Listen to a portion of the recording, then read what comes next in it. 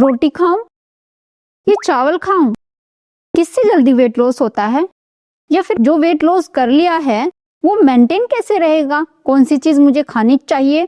क्या आपको पता है? अगर आपको पता है तो जल्दी से मुझे कमेंट करके बता दीजिए कौन सी चीज खानी अच्छी है वेट लॉस के लिए। घर में जब हम ये सुनते हैं कि आलू की सब्जी बना लो, बहुत दिन हो गए तुम्हारे लौकी टिंडा खाते खाते, तो हमें लगता है अरे आलू की सब्जी बन रही घर में तो हम कैसे उसको खाएंगे, क्योंकि हम तो वेट लॉस जर्नी पे हैं। और अगर आप ये सोच के आलू खाना, चावल खाना, रोटी खाना ये सब छोड़ चुके हो कि हमें वेट लॉस करना है, हम वेट लॉस जर्नी पे हैं और जब तक वेट लॉस नहीं होता तब तक ये चीजें नहीं खाएंगे, और ये सोच कर कि जब तक वेट लॉस नहीं होता तब तक ये चीजें नहीं खानी, क्योंकि ये चीजें खाकर ही हमारा वेट बढ़ता है। अगर आप ऐसा सोचकर ये सब खाना बंद कर दिया है, मुझे ये बताओ कब तक आप ये नहीं खा पाओगे? ठीक है, आपने वेट लॉस कर दिया सब चीजों को छोड़कर, लेकिन कभी ना कभी तो आप खाओगे। खाने के बाद क्या फिर से आपका वेट जो आपने लूज किया वो वापस नहीं आएगा? वो जरूर आएगा। अगर आप ये छोड़कर वेट लूज करते हैं और खाना शुरू करते हैं तो वो जरूर आएगा। तो अब आप कहेंगे अच्छा फिर क्या करें, हम सारी जिंदगी तो ऐसे नहीं रह सकते ना। आज मैं आपको बताने वाली हूँ कि ये सब चीजें खाकर भी आप वेट लॉस कर सकते हैं। आपके घर में आलू की सब्जी बनी है, चावल बनी है, पूरी बनी है, कचौड़ी बनी है, आपको बिल्कुल भी नहीं सोचना है कि मैं नहीं खाऊंगी। आपको ये सोचना है मैं खाऊंगी, लेकिन उस तरीके से खाऊंगी जिससे ये खाकर भी मेरा वेट लॉस घटता चला जाएगा, रुकेगा नहीं। बस आपको ये सोचना है मैं ऐसे तरीके से खाऊंगी कि ये खाकर भी मेरा वेट घटेगा, बढ़ेगा नहीं और मैं अपनी वेट लॉस जर्नी को कंटिन्यू कर सकती हूँ। तो वो कैसे? मेरे पास ऐसे ऑप्शंस है जिनको करके आप भी ये सब चीजें आराम से खा सकते हैं और आपको चिंता करने की बिल्कुल भी जरूरत नहीं है। तो चलिए शुरू कर दे इस वीडियो को। हेलो फ्रेंड्स, मैं सुमन चौहान, सर्टिफाइड डाइटिशियन, न्यूट्रिशनिस्ट, आपके फिटनेस ट्रेनर। मेरे चैनल हेल्थ सिटी में आपका स्वागत है।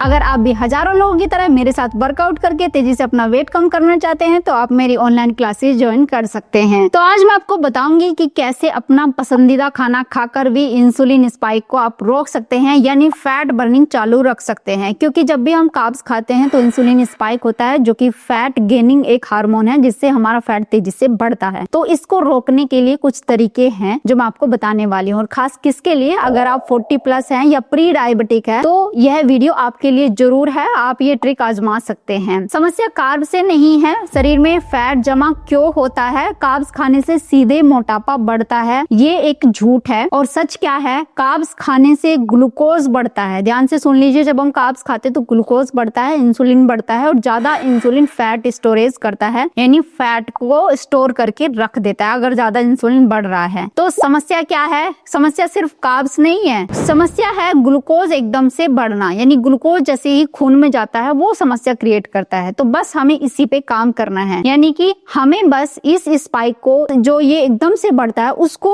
डिले करना है या धीरे धीरे उसको जाने देना है हमारे ब्लड में, तो कभी भी मोटापा नहीं आएगा। तो आप लोग करते क्या है? सीधे रोटी चावल से शुरुआत करते हैं, बिना प्रोटीन के या बिना फाइबर के। नतीजा क्या होता है? जैसे ही हम रोटी चावल खाते हैं उसमें ग्लूकोज होता है तो सीधा ब्लड में मिलता है। सीधा ब्लड में मिलने से ग्लूकोज स्पाइक होती है। तो ये तरीका थोड़ा सा गलत हो जाता है। अगर एक रोटी भी खा रहे तो भी आपका फैट कम नहीं हो रहा है, यानी कि आपका फैट गेन नहीं होता चला जा रहा है। तभी तो कुछ लोग कहते हैं कि हवा भी खा करके हमारा फैट बढ़ रहा है, ये उसी वजह से होता है। तो सही तरीका क्या है? आपको करना क्या है? जितने भी कार्बोहाइड्रेट होते हैं, जैसे कि रोटी में कार्बोहाइड्रेट ज्यादा होता है, चावल में होता है, जितने भी अनाज है उनको एक साइड पे रखना है। उनको खाने से पहले जितना भी आपका पका हुआ खाना है साइड पे रखिए। एक दूसरी प्लेट बनानी है जिसमें आपको ढेर सारा सैलेड काटना है। उसमें खीरा हो सकता है, ककड़ी हो सकता है, उसमें ब्रोकली हो सकता है, उसमें बीन्स भी हो सकती है, उसमें हल्की स्टीम करी हुई लौकी भी हो सकती है, गाजर हो गया, मूली हो गया, चुकंदर हो गया, शलजम जिसको बोलते हैं आप वो भी ले सकते हैं। जो भी आपको खाना पसंद हो, जो भी आपके पास हो, जिसको आप कच्चा खा सकते हैं तो वो आपने निकाल लेना है। अब इसमें ढेर सारा फाइबर होता है कच्ची सब्जियों में। अभी क्या करता है, जैसे ही आप इस फाइबर को खा के अपने रोटी चावल खाते हैं, एक तो ये रोटी चावल की क्वांटिटी कम कर देगा आपके पेट में, यानी अगर आप 2.5 रोटी खाते तो 2 खा पाएंगे, 2 खाते थे तो आप 1.5 रोटी खा पाएंगे, उससे ज्यादा आपके पेट में नहीं जाए। एक तो कार्बोहाइड्रेट की क्वांटिटी कम कर दी। दूसरा, ये जो फाइबर है ये जेल लाइक सब्सटेंस आपकी बॉडी में बनाता है जो ग्लूकोज को सीधे ब्लड में घुलने से रोक देता है, थोड़े टाइम के लिए रोकता है और धीरे धीरे ब्लड में घुलने देता है। अब इससे क्या होगा? इंसुलिन एकदम से ज्यादा स्पाइक नहीं होगा, इंसुलिन कम या धीरे धीरे स्पाइक होगा, या धीरे धीरे आपके ब्लड में ग्लूकोज को घुलने देगा, या ग्लूकोज धीरे धीरे से आपके ब्लड में घुलता है तो उससे फैट गेन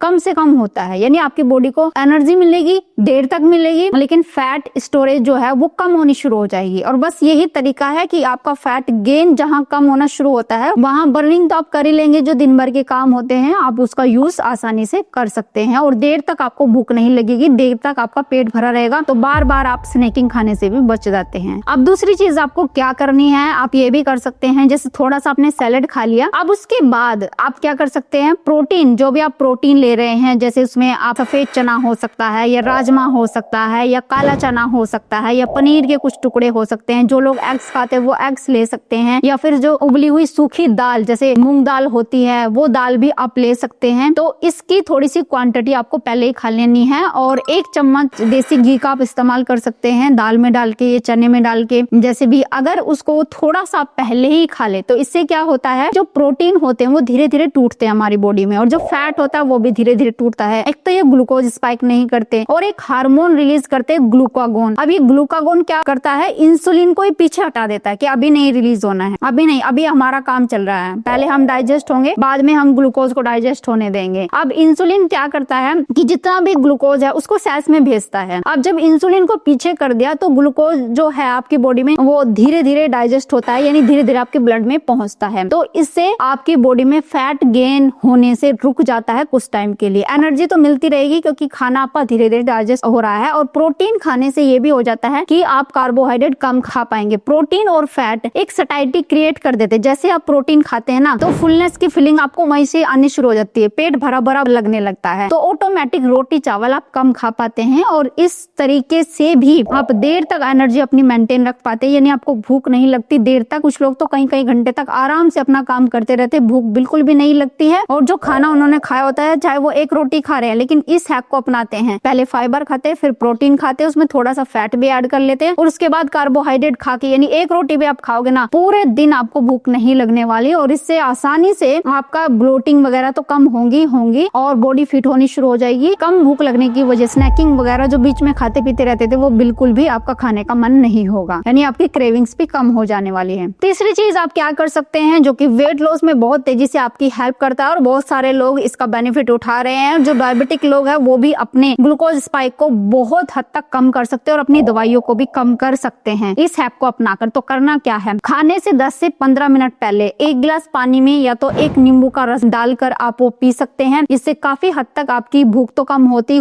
है, आपका ग्लूकोज स्पाइक होने से रुक जाता है, यानी कि आपका खाना धीरे धीरे डाइजेस्ट होता है। अगर आप 15 मिनट पहले 1 गिलास नींबू पानी ले लेते हैं, यानी 1 नींबू का रस डाल के 1 गिलास पानी में ले लेते हैं, या फिर 1 चम्मच Apple cider vinegar. Apple cider vinegar में एसिटिक एसिड होती है जो क्या करती है, ग्लूकोज स्पाइक को 30% तक कम कर देती है, यानी कि आपका खाना धीरे धीरे डाइजेस्ट होता है, एकदम से पूरा डाइजेस्ट नहीं होता है, जिससे बार बार आपको भूख लगती रहती है, बार बार आप खाते रहते हैं और फैट आपका जुका तो पड़ा रहता है आपकी बॉडी में, उसको मेल्ट होने का या उसको एनर्जी में कन्वर्ट होने का टाइम नहीं मिल पाता। लेकिन एप्पल साइडर विनेगर आपकी बॉडी में 30% तक ये जो ग्लूकोज स्पाइक होता है उसको रोक देता है, जिससे फैट बर्निंग में आपको बहुत ज्यादा हेल्प मिल जाती है। अगली जो मैं हैक आपको बताने वाली हूँ बहुत ही बेहतरीन है, और अगर कुछ आप नहीं भी करते हैं, कुछ भी नहीं कर पा रहे हैं, मान लीजिए फाइबर भी नहीं खा पा रहे हैं, प्रोटीन भी कम खा पा रहे हैं, या कोई और ऑप्शन आपके पास है ही नहीं, तो ये काम जरूर कर लेना, और ये काम आपकी बहुत ज्यादा हेल्प करने वाला है। खाने के आधे घंटे बाद आपको कम से कम 20 मिनट की वॉक करनी जरूरी है। ये क्या करता है, आपकी मसल को एक्टिवेट कर देता है। जब आप वॉक करते हैं यानी कि आपके पूरे मसल से काम हो रहा है, कोई ना कोई मूवमेंट आप कर रहे हैं, हाथों की भी मूवमेंट हल्की फुल्की हो जाती है, आपकी लेग्स ही होती है, हमारी लेग्स में जो बड़े मसल होते हैं उनकी मूवमेंट हो जाती है। तो ये क्या करते हैं, जब ये काम कर रहे हैं आपके मसल, तो आपके ग्लूकोज को तेजी से सोखते हैं। इससे भी 30 से 40% आप अपने ग्लूकोज स्पाइक को रोक सकते हो। और उससे होता क्या है, जब आप इस तरीके से वॉक करते हैं तो खाना जैसे आपका ब्लड में गया, ग्लूकोज स्पाइक हुआ, मान लिया आपने क्या किया कि रोटी चावल एकदम से खा लिए, आपको पता नहीं था, तो जो ग्लूकोज स्पाइक 1 घंटे के अंदर अंदर होने वाला था, अब उसको आपने उठा के एनर्जी में बदल दिया, आपके मसल ने उसको खा लिया। इससे क्या होगा कि आपका इंसुलिन स्पाइक नहीं होगा और ना ही वो आपके सेल्स में इतना सारा ग्लूकोज इकट्ठा करके रख देगी, क्योंकि आपने उसको इस्तेमाल कर लिया है। अब जैसे कई बार आप हैवी चीजें खा लेते हैं, आपने पूरी खा लिया, पराठे खा लिए, तो कम से कम 30 से 40 मिनट की वॉक कर लो, थोड़ा स्पीड बढ़ा के कर लो, और खाना खाने के आधे घंटे बाद ही करना है, एकदम से तुरंत नहीं करना है, क्योंकि खाने को थोड़ा सा नीचे जाने देना है। कई बार आपको दर्द वगैरह हो सकता है, अगर खाना खाने के तुरंत बाद कर दे तो आधा घंटा थोड़ा रुक जाइए और उसके बाद वॉक करनी शुरू कर सकते हैं। तरीका तो मैंने बता दिया, सही समय भी आपको जरूर पता होना चाहिए कार्बोहाइड्रेट खाने का। जैसे सुबह के समय नाश्ता या लंच करना हो, आप कार्बोहाइड्रेट खा सकते हैं, बिल्कुल खाइए। वर्कआउट या कसरत के बाद, जैसे आपने अच्छा वर्कआउट किया है, भूख लगी हुई है, आप आराम से कार्बोहाइड्रेट खा सकते हैं। चलने फिरने के बाद खा सकते हैं, लेकिन कब नहीं खाना है, जो कि फैट बढ़ाता ही बढ़ाता है। अगर गलत टाइम पे खाएंगे तो फैट बढ़ेगा ही बढ़ेगा। जैसे देर रात को 10-11 रात के बज गए, आपको भूख लग गई है तो आप रोटी चावल खाने लगे, बिल्कुल गलत है। सोने से तुरंत पहले